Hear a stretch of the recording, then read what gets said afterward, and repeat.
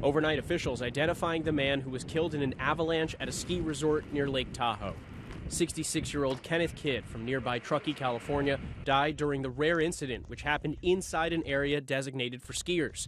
3 others were injured. Skier Marcus Franklin watching it all unfold, jumping into action to save those trapped.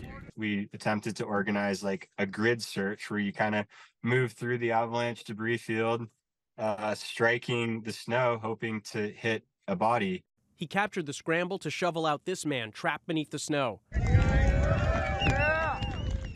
Fueling that avalanche, a major winter storm impacting the area, creating heavy snowfall and wind gusts over 100 miles per hour.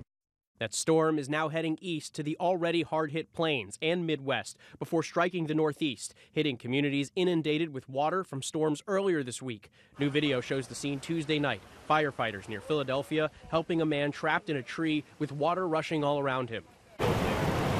In Norwich, Connecticut, residents evacuated amid fears a dam on the Yantic River could bust open. Hopefully this dam will not go.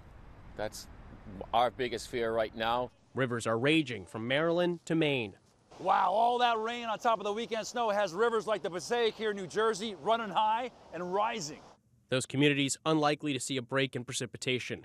Heavy rain and snow are predicted for many of those northeast areas beginning Friday evening. But through it all, residents are showing their resilience.